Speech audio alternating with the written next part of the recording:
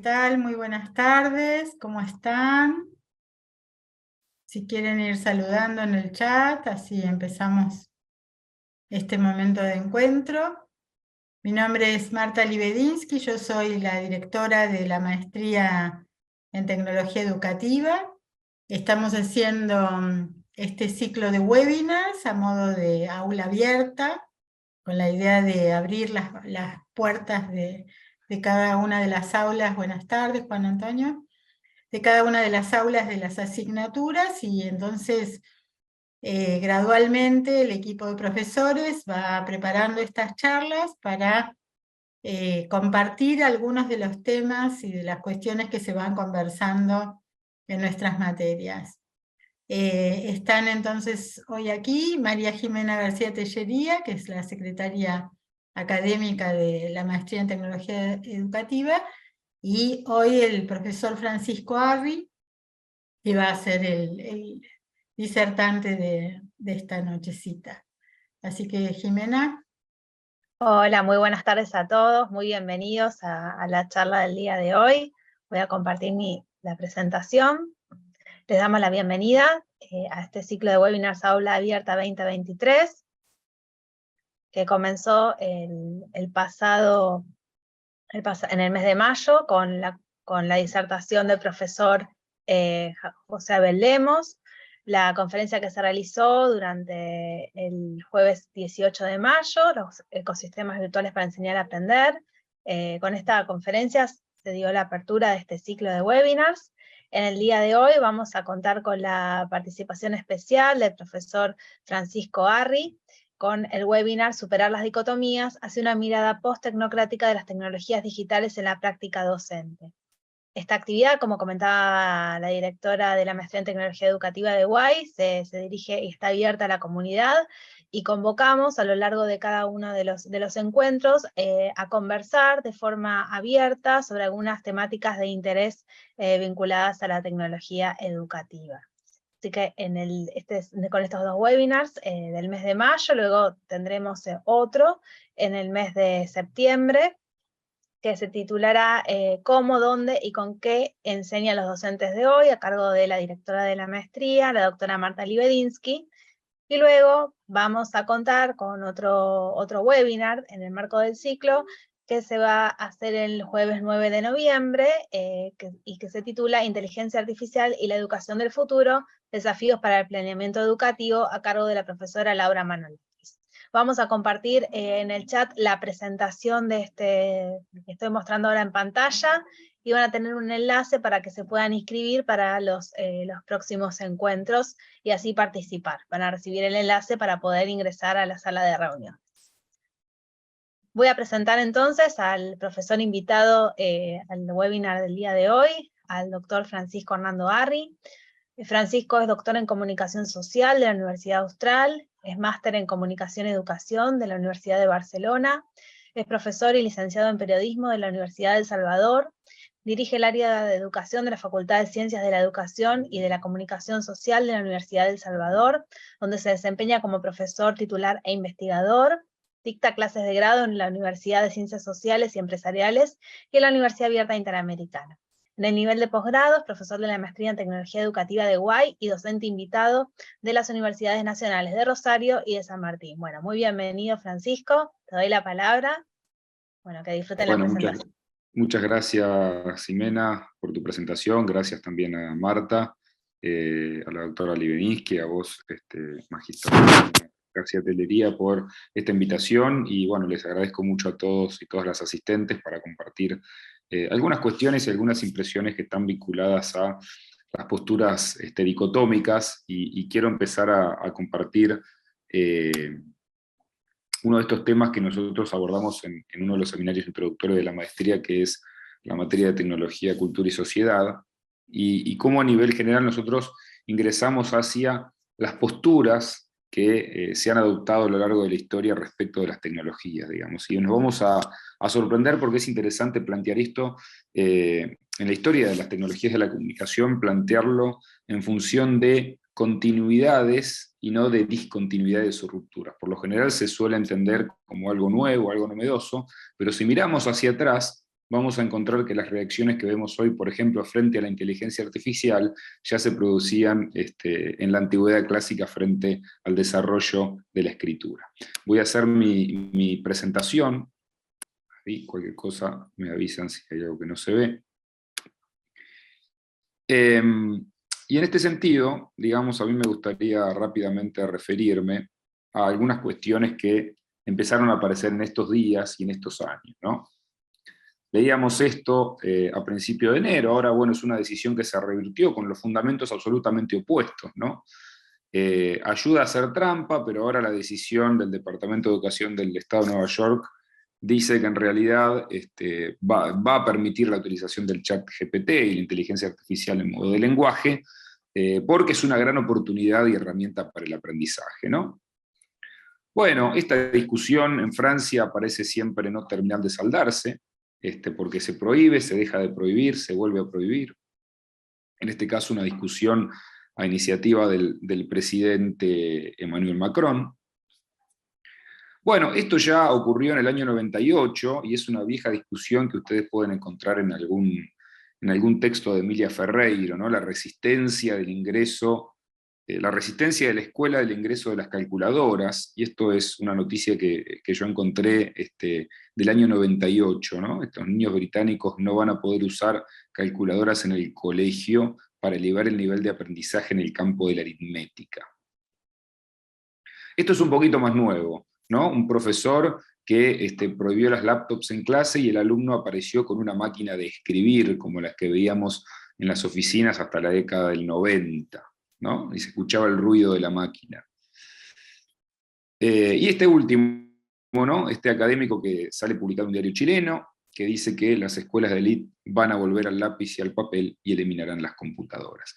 Esto nos sirve un poco para empezar a discutir, digamos, y para empezar a pensar en estas dicotomías y en estas maneras en las que tenemos los profesores y las instituciones educativas de considerar o de valorar o de ponderar a la tecnología y qué posturas encontramos frente a ello, ¿no? Bueno, esto hablando ya de la inteligencia artificial, digamos, tenemos algunas cuestiones proféticas. Las máquinas van a reemplazar a los seres humanos, los robots van a reemplazar al hombre.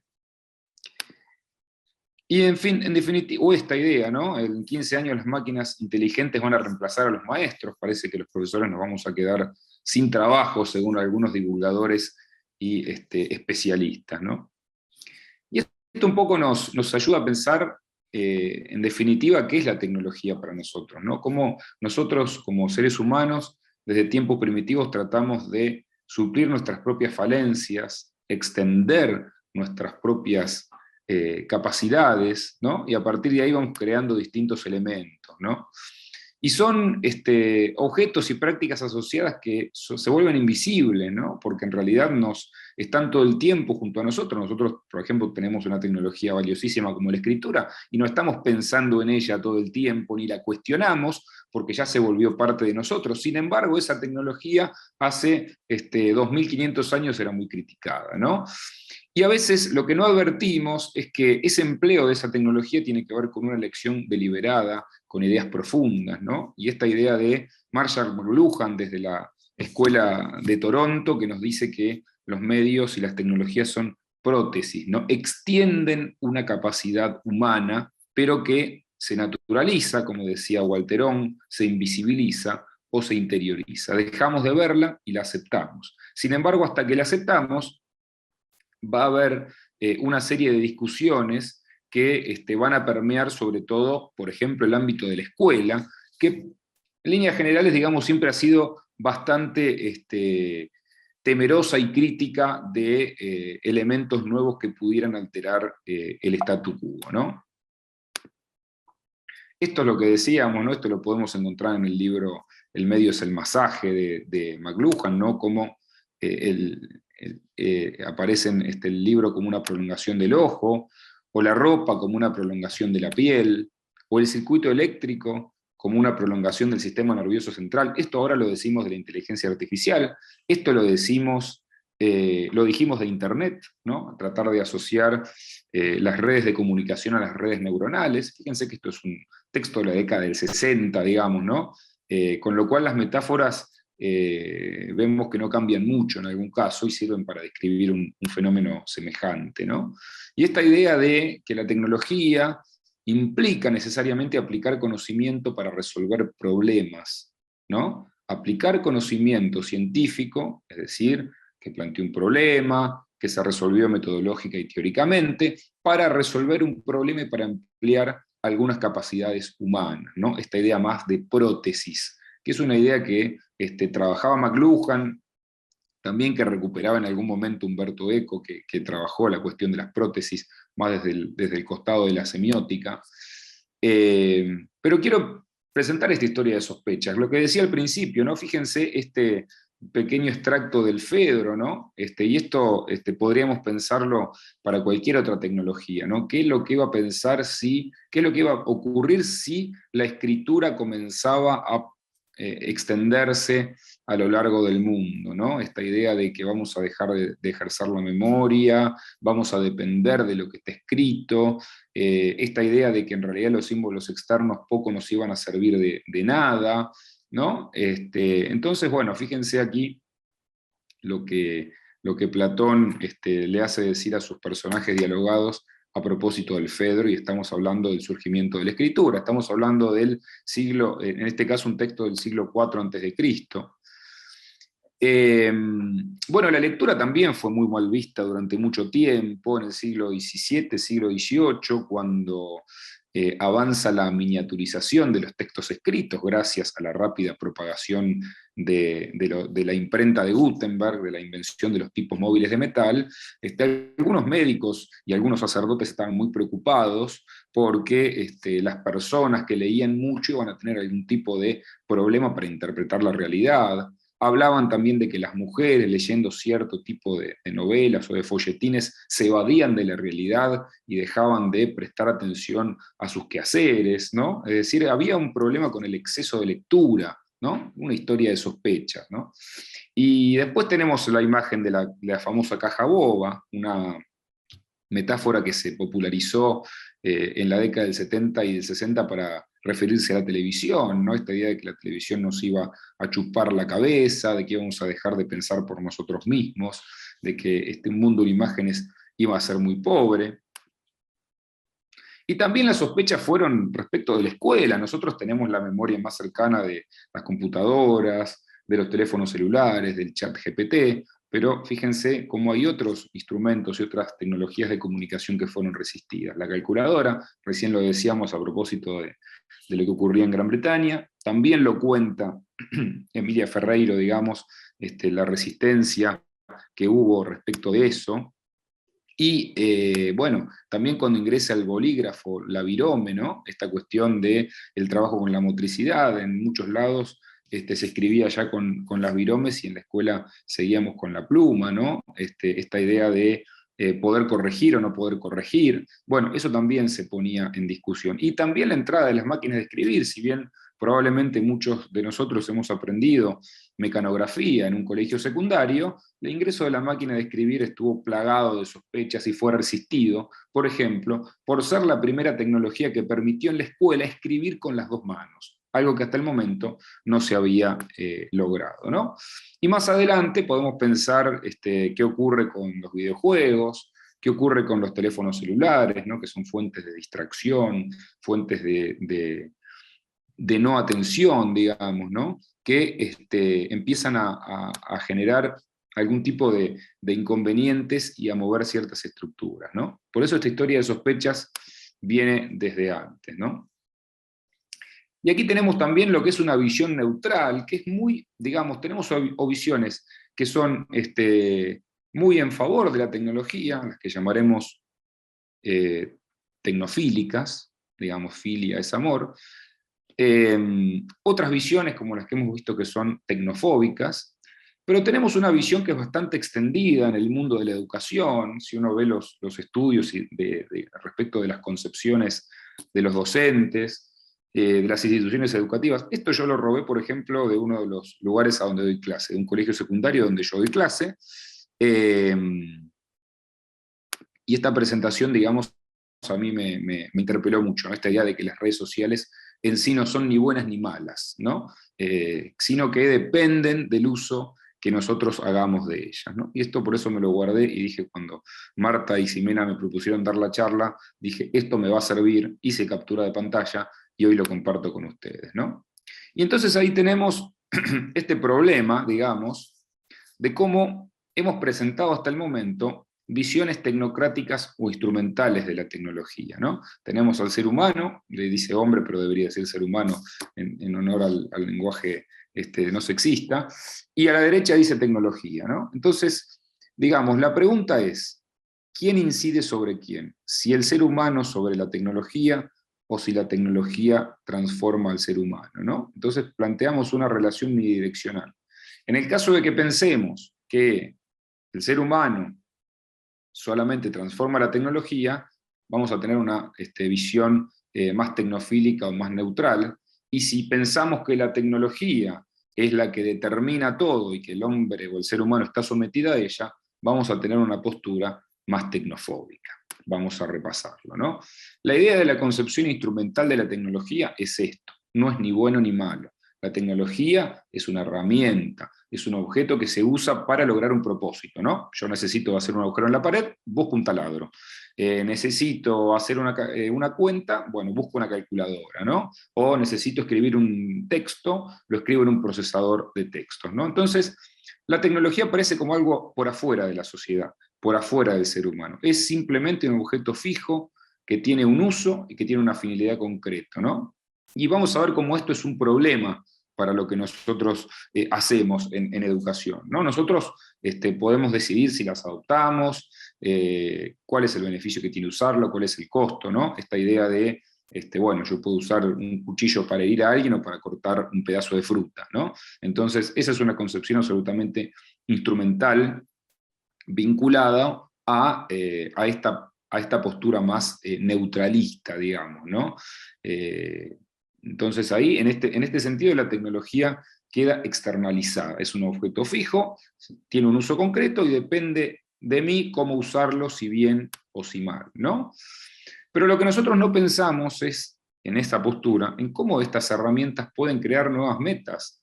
Podemos encontrar que con nuevas herramientas hay transformaciones nuevas, y de eso está llena la historia de las tecnologías, digamos, ¿no?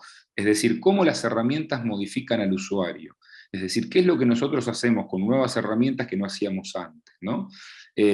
Bueno, hablábamos hoy de la máquina de escribir, por ejemplo, cómo la máquina de escribir implica el ingreso por ejemplo, al sector femenino hacia las oficinas. Las oficinas, hasta el surgimiento de la máquina de escribir, eran absolutamente ambientes masculinizados. Sin embargo, se crea la figura de la mecanógrafa, la dactilógrafa, ¿no?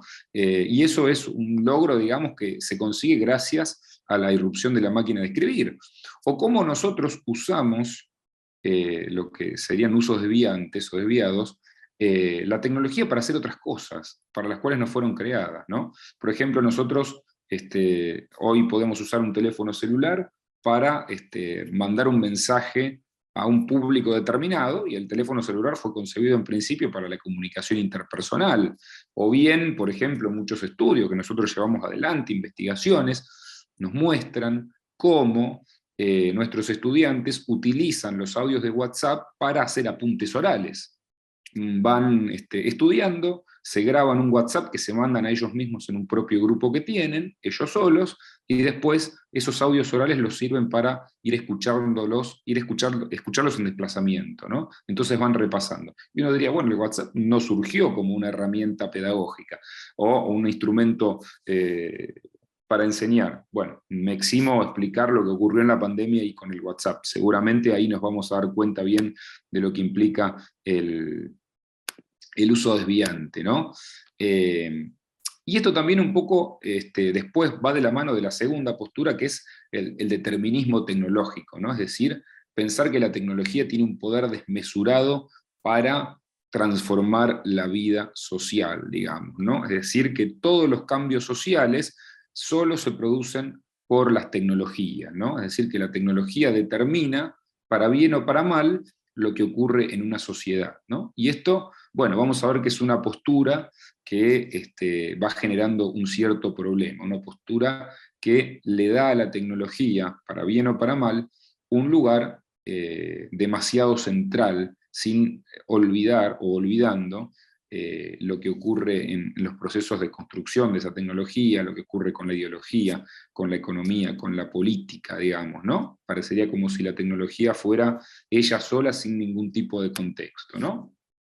Y ahí tenemos las posturas tecnofóbicas, lo que un viejo libro de Umberto Eco respecto de la televisión denominaría las posturas apocalípticas, es decir, esta idea de que las tecnologías atrofian el pensamiento, que el sobreexceso de información dificulta la comprensión, esto que escuchamos que los teléfonos celulares en realidad no permiten la concentración de las personas, que distraen, que las personas han perdido capacidades de pensamiento abstracto por culpa de ver tantas imágenes, ¿no? Esto es algo que, por ejemplo, lo decía respecto de la televisión un politólogo italiano fallecido hace tiempo, hace unos años, que es Giovanni Sartori, ¿no? Que tenía un libro que se llama Homo Videns, y en Homo Videns él decía, bueno, la televisión provoca que las personas pierdan la capacidad de simbolizar, y si las personas se informan por la televisión, lo peor que nos va a pasar es que esas personas van a tomar malas decisiones electorales precisamente porque solo se informan por un medio que no simboliza, ¿no?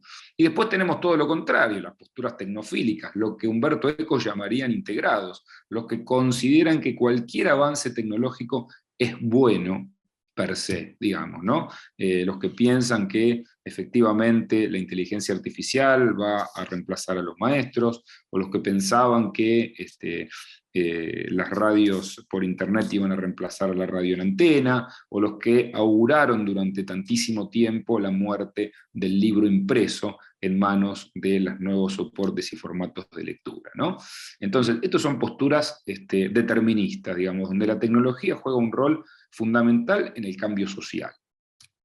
Y después tenemos esta posición neutral, la placa que yo les mostraba, esta idea de que las tecnologías no son ni buenas ni malas, sino que dependen del modo en el que se las use, ¿no? Esta idea de que la tecnología pareciera una creación aparte del ser humano, es como algo dado que en realidad nosotros recurrimos simplemente para usarla, ¿no? Una visión instrumental externalista que, insisto, de acuerdo a los estudios que hay sobre concepciones de la tecnología, es la más aceptada entre algunos docentes y también, como vemos, en algunos directivos, ¿no? Esta placa yo la tomé de una presentación de un equipo de conducción institucional, ¿no? Y después aparecen estos sueños tecnocráticos, como dicen un lindo texto Burbules y Callister allá por inicios del siglo, ¿no? Esta idea de que podemos ver que la computadora es una panacea, esto que se dijo a principios del 2000, que las nuevas tecnologías van a revolucionar la educación, que íbamos a trabajar menos los profesores. Imagínense, ¿no? Que íbamos a trabajar mucho menos.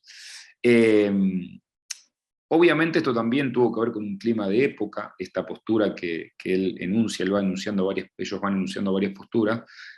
Cuando se populariza Internet o se masifica en la década del 90, bueno, había una idea de que iba a democratizar la información, de que todos íbamos a tener el mismo acceso a los conocimientos, a los contenidos, aparecía esta idea del aula sin muros, ¿no?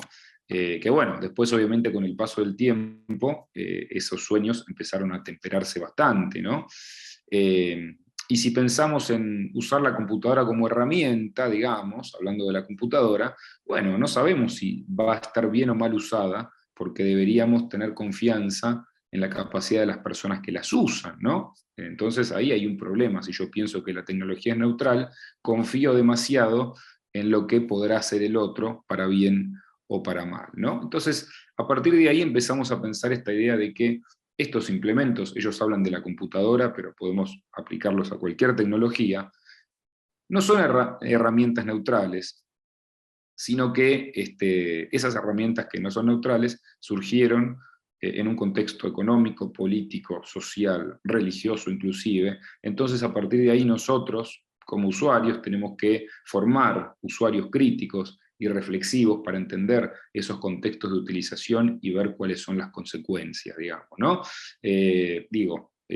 podemos hablar de cómo se transformaron las sociedades ágrafas con la escritura, ¿no? Surgió un pequeño grupo que detentó el poder, que sabía escribir, se creó la contabilidad en el Estado, se pudo empezar a transmitir ciertas nociones de cultura y de historia, ¿no? Ni que hablar la imprenta, que provocó un caos religioso con la reforma protestante, la contrarreforma católica, permitió el primer avance de los bancos y de un incipiente capitalismo. Digamos, entonces hay que entender que cada tecnología va provocando esos distintos cambios, pero que las tecnologías, digamos, transforman a la sociedad, pero las sociedades también van transformando las tecnologías en un vínculo que no es unidireccional, como plantean las miradas tecnocráticas, ¿no?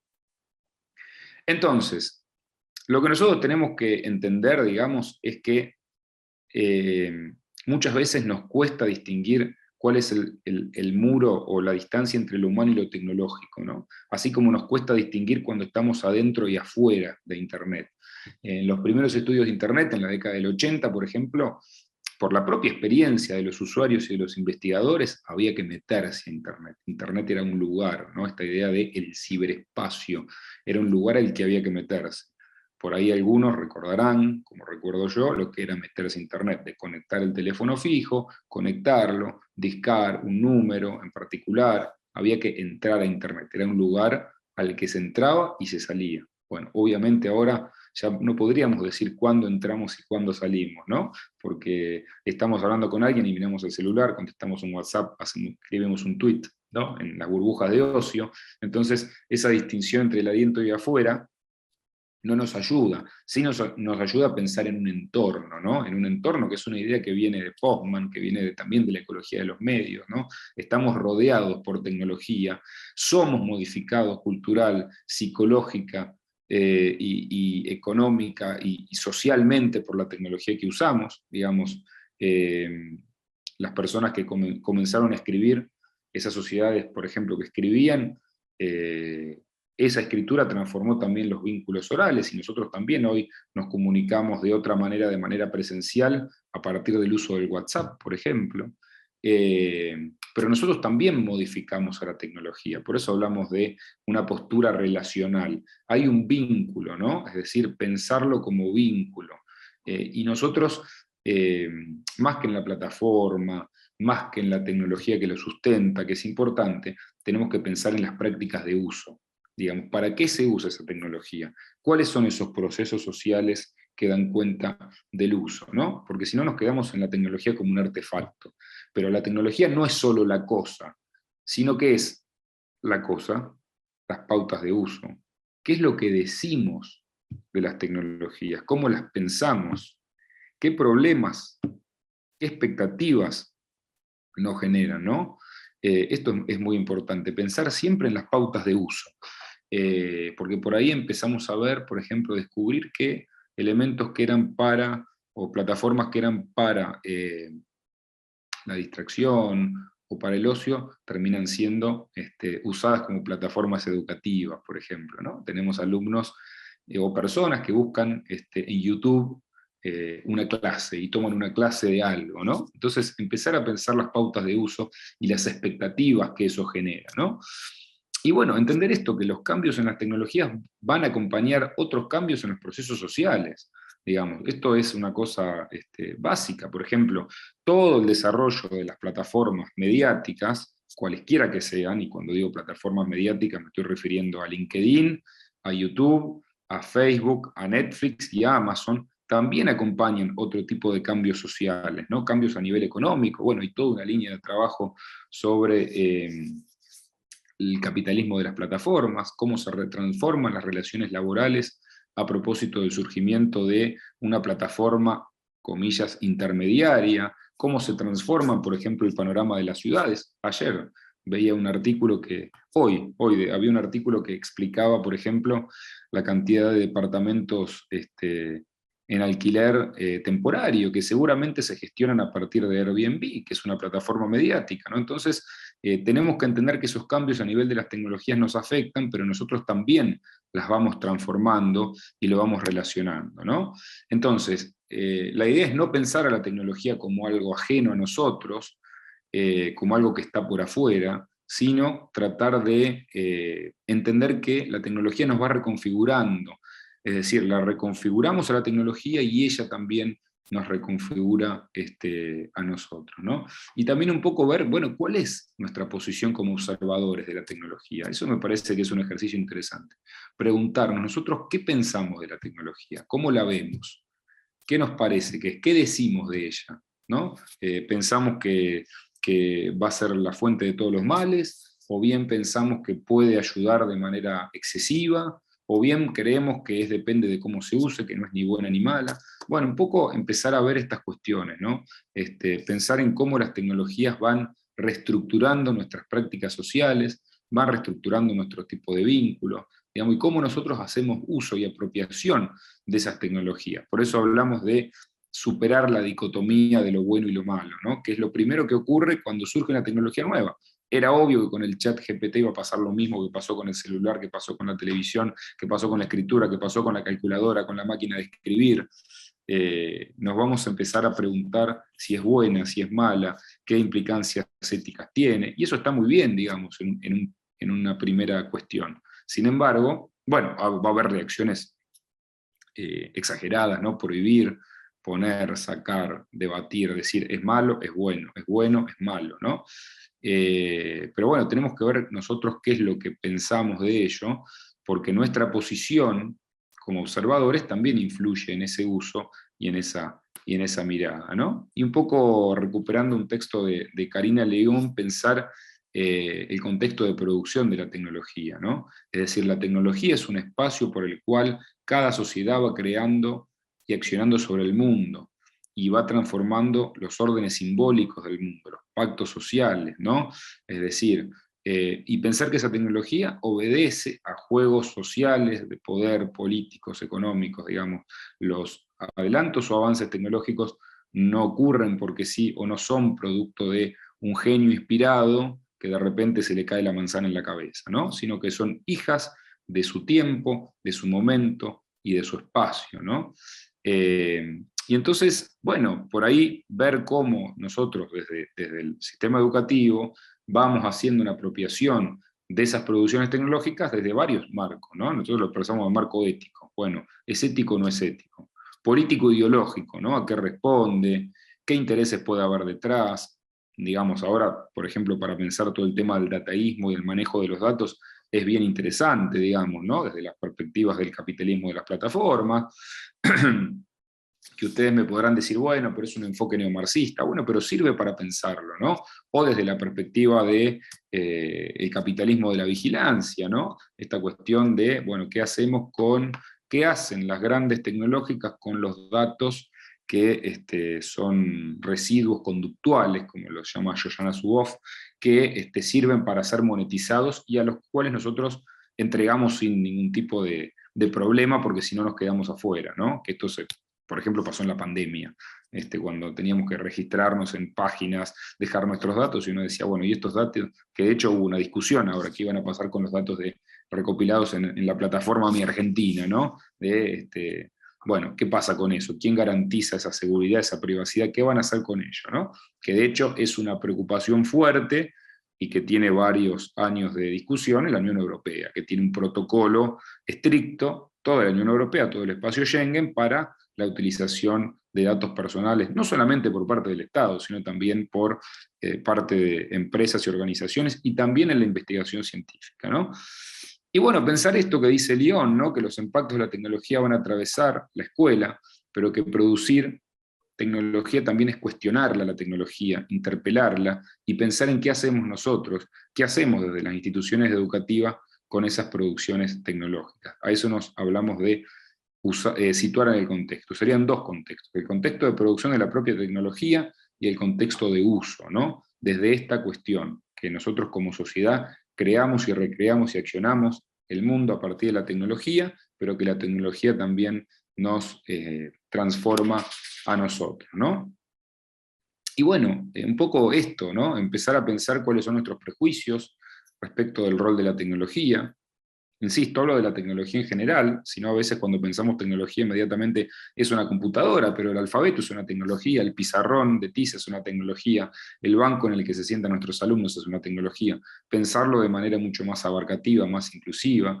Hablar con nuestros alumnos sobre cuál es el impacto de las tecnologías en nuestras propias vidas cotidianas, ¿no? Ejercicios interesantes para hacer, que nosotros aquí en la maestría lo hacemos, una biografía mediática, por ejemplo, ¿no? Y ver cómo esos medios han permeado nuestras propias prácticas sociales, ¿no? Y esto que también dice Karina León y otros autores, que es encontrarle un sentido.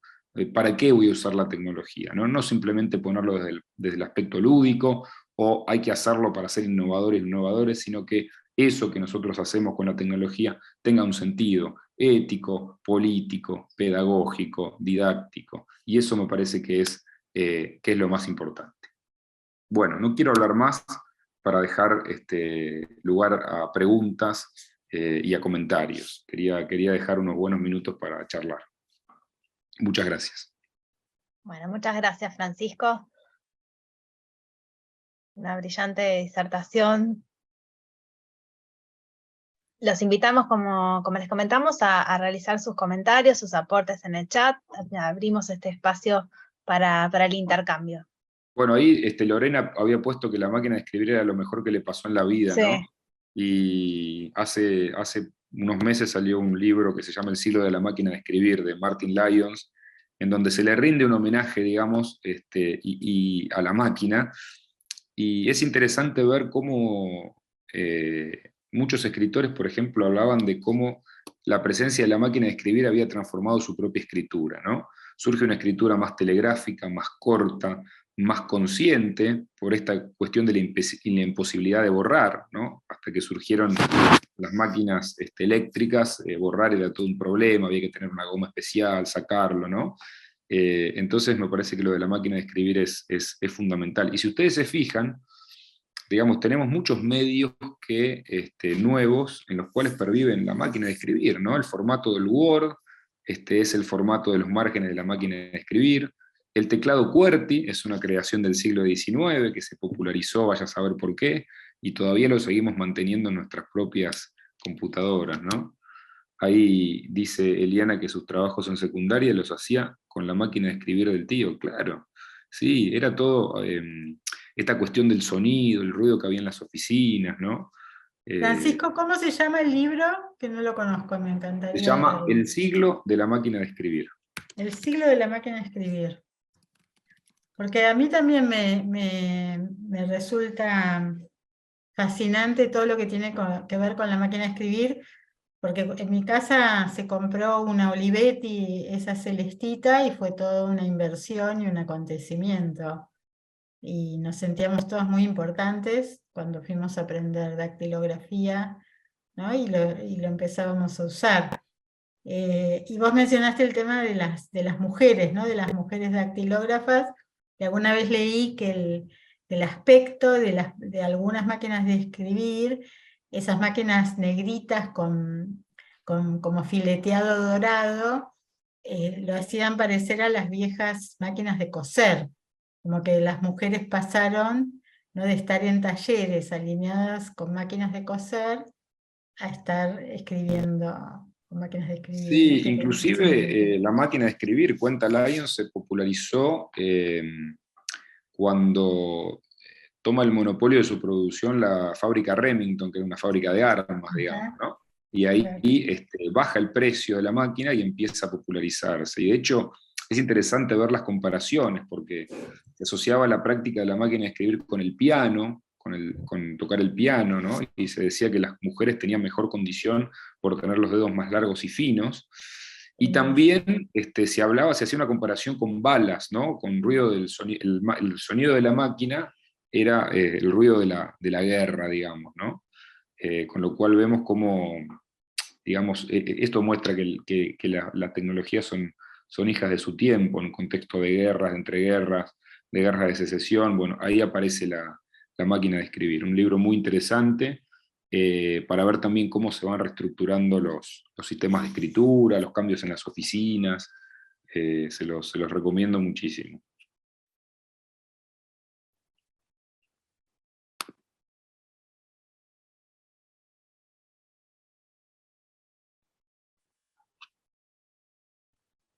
Bueno, dice Lorena que va a buscar el libro, así que bueno, agradece. Sí, está bueno el libro. La verdad que es un libro muy interesante.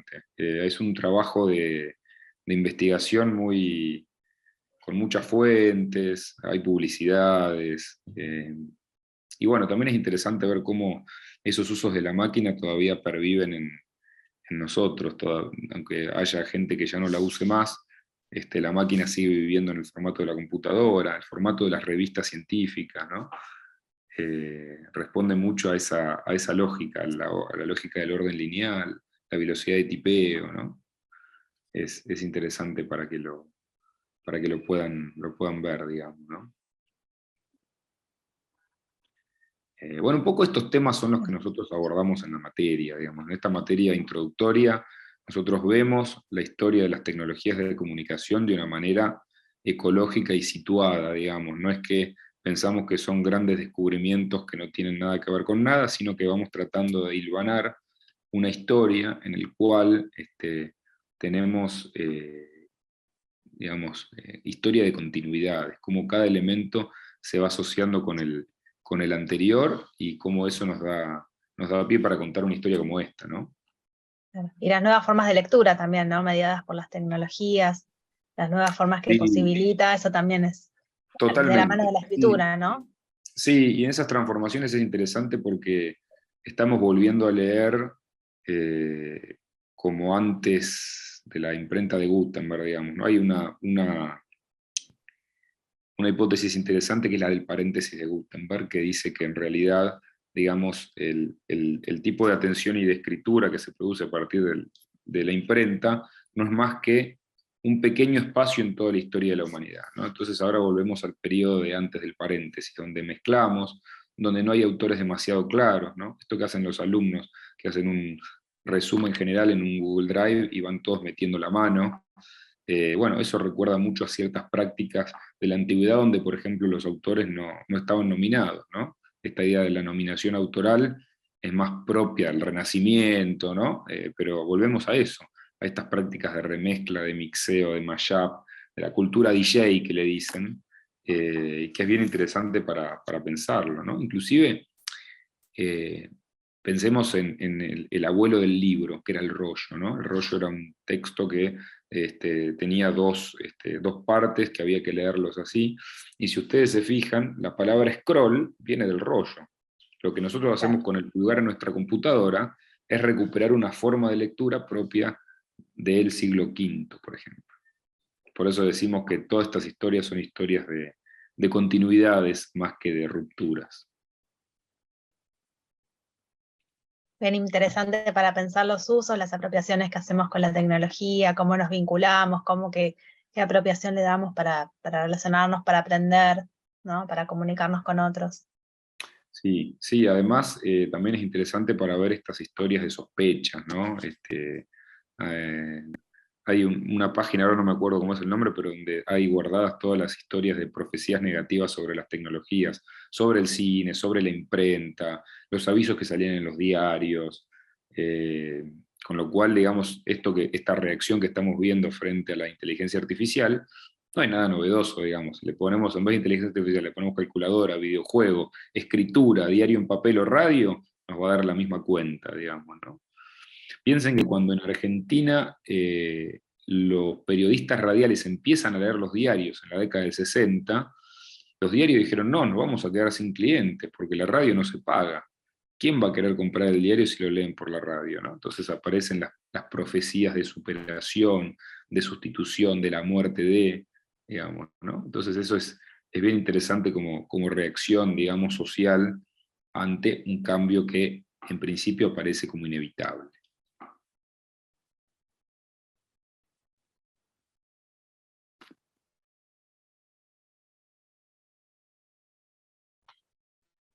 Lorena, consulta si estas clases se pueden enviar por mail para volverlas a escucharlas. Y no, te están siendo grabadas, pero por el momento no nos envían por correo. Bueno, y después otra de las cuestiones que trabajamos en esta materia, en tecnología, cultura y sociedad, es cómo se transforman los vínculos humanos, ¿no? A partir de, por ejemplo, la socialidad por plataformas, la transformación del espacio público, esto que Paula Sibilia llama la intimidad como espectáculo. Bueno, ahí también hay todo un tema para trabajar. Nosotros por ahí lo abordamos en ese sentido desde una perspectiva más goffmaniana, ¿no? De cómo a partir de las identidades sociales en Internet vamos creando nuestras propias máscaras, nuestras estrategias de presentación, y bueno, eso también lo vemos como fuertemente, ¿no? Esas estrategias, evidentemente, con la presencia de las tecnologías digitales, son distintas que si no existieran, ¿no? Así que eso es otro de los temas que nosotros vamos abordando. Digamos, más o menos la materia se estructura en 4 grandes momentos. Un primer momento en donde debatimos sobre la cuestión de las posturas sobre la tecnología digital, hablamos un poco sobre la cuestión de las brechas de acceso, las brechas cognitivas. La segunda parte habla un poco más de esta cuestión de cómo abordar la lectura, el prosumo, el consumo. Después planteamos una perspectiva de los medios ecológica, es decir, que tiene que ver con cómo los medios van generando entornos y ambientes, ¿no? Que es la escuela de McLuhan en adelante, que toma gran relevancia. Y la última unidad nos metemos en las narrativas del yo, la presentación de la persona, la vida cotidiana. Bueno, ese tipo de cuestiones, reactualizamos un poco la teoría de Goffman y la leemos con ojos nuevos para entender estos procesos, ¿no? Sí, comenta Mariela, muy interesante, muchas cosas para pensar y plantearse en el uso cotidiano de la tecnología. Gracias. Bueno, está bueno eso. Eso que dice Mariela es bien, bien cierto, ¿no? Como la tecnología nos rodea, digamos, y se invisibiliza, no pensamos en qué pasa con ella, qué pensamos de ella, cómo la usamos. Con lo cual es bueno hacerse preguntas. Esto surge mucho cuando uno está haciendo investigación, ¿no? Cuando uno, por ejemplo, le pregunta a una persona, a un estudiante, bueno, ¿qué haces con el celular? ¿Cómo lo haces? Y por a veces el estudiante se queda sin palabras. Uno dice, pero qué bárbaro. Y no, se quedan sin palabras porque es difícil hablar de algo que tenemos tan internalizado y tan naturalizado. Esa propia naturalización hace que la persona tenga que pensar mucho, porque un poco la idea de las tecnologías de comunicación es que tienen un cierto ritual de uso, ¿no? Y ese ritual de uso implica necesariamente hacer cosas sin pensar, ¿no? Así que está bueno eso como idea, lo que dice Mariela me parece súper súper valioso. Plantearse el uso cotidiano, preguntarse, bueno, ¿qué pienso yo de esto? ¿De qué lado de la grieta estoy, digamos, ¿no? O a veces, si no puedo mirarlo desde arriba, ¿no? Con esta idea de salir de las posturas tecnocráticas y pensar en las cuestiones más relacionales.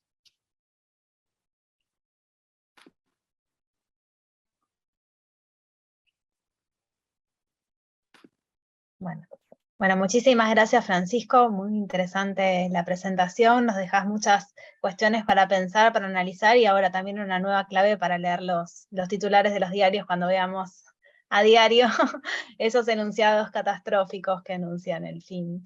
Así que bueno, muchísimas gracias, Francisco. Voy a Ahí hay compartir. una pregunta que dice Liana, dice, ¿por qué crees que uno se vuelve adictos a ella?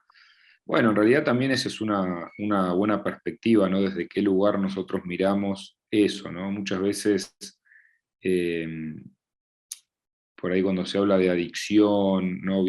Es una lectura que viene más del lado de la psicología, de la medicina, con lo cual, obviamente yo creo que tiene que haber un uso que esté, digamos, regulado por cierto tipo de criterio, pero bueno, a veces yo cuando me dicen adicto me vuelve un poco la mirada a ver cuál es el sentido último de esa palabra, y bueno, y evidentemente también es cierto que hay toda una estrategia comercial, publicitaria, ¿no? Hay un libro de Tim Wu que se llama Los comerciantes de atención, digamos, ¿no? Y ahora hay un aspecto económico muy interesante que es estudiar la economía de la atención. Digamos, a la plataforma, cualquier plataforma lo que necesita es que estés mayor cantidad de tiempo en ella, porque puedes traer mayor cantidad de datos y puedes ofrecer mayor cantidad de publicidad. Ahora bien, resulta que hay 50 plataformas que buscan lo mismo.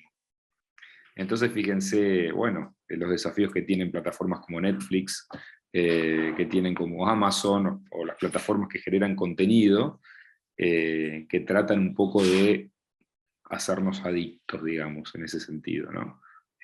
Porque bueno, también detrás de esas lógicas de generación de contenido hay lógicas comerciales que son insoslayables, ¿no?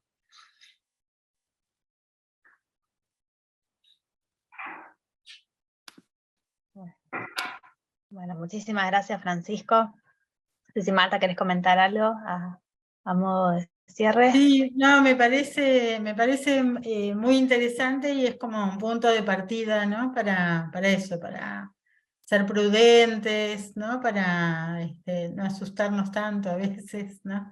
Esto del sano escepticismo respecto de las tecnologías, sobre todo en este momento que, como mencionaba Francisco, el tema del ChatGPT, ¿no? Produjo una cantidad de reacciones, ¿no? Mensajes, gente que está muy asustada, ¿no? Docentes muy asustados respecto de qué hacer con todo esto, y quizás hay que bueno, tomar un poquito de distancia, ¿no? Y ser más, más prudentes, ¿no? Esperar un poquito también. No, Sí, no me parece, atribuirle tantos poderes a algo que no sé si tiene tantos, ¿no? y me parece que lo que es interesante es trabajar el tema de la construcción de la crítica y un Sí. poco desde esa cuestión es apuntar a la construcción de ciudadanía, ¿no? Que me parece que es a donde apuntarían todos los cañones, no solamente de la tecnología educativa, sino de otros ámbitos de la educación, digamos. Yo Sí. estoy escuchando cada vez más en congresos, en publicaciones, esta necesidad de fortalecer la construcción de la ciudadanía, ¿no? Cómo hacemos que ese alumno sea un ciudadano, y también eso implica ser un ciudadano digital, digamos, ¿no? Es decir, saber cuáles son las implicancias de publicar, de comentar, de exponerse. Bueno, me parece que la cuestión va también por ese lado. Más que preocuparnos, tenemos que ocuparnos quienes estamos en lugares como nosotros, que somos todos colegas de formar estudiantes y ciudadanos críticos. Genial. Una excelente reflexión para el cierre, ¿no? Bueno, muchísimas gracias, Francisco, por tu generosidad, por haber participado en este encuentro en la noche de hoy. Y los invitamos luego, en el mes de septiembre, tienen en el chat el enlace a esta presentación, donde haciendo clic van a poder inscribirse al formulario. El próximo webinar se va a hacer el 7 de septiembre, va a estar a cargo de la doctora Marta Libeniski, y se titulará ¿Cómo, dónde y con qué enseñan los docentes hoy? También cuentan con el flyer, con la inscripción al webinar del mes de noviembre, que estará a cargo de Laura Manolakis, y se titulará La inteligencia artificial y la educación del futuro, desafíos para el planeamiento educativo. Por último, les compartimos información sobre la maestría en tecnología educativa y las vías de comunicación a través de redes sociales, Facebook, Instagram y LinkedIn, y la dirección de posgrados para saber más sobre esta propuesta de formación de posgrado de la maestría en tecnología educativa en la Universidad Abierta Interamericana, que tiene inicio en agosto de este año. Se abre una nueva cohorte. Así que bueno, les agradecemos muchísimo su participación, su atención, y nos estamos comunicando y viendo en el mes de septiembre. Bueno, muchas gracias. Muchas gracias a todos y a todas, y gracias por la invitación. Gracias por las palabras a todos. Gracias.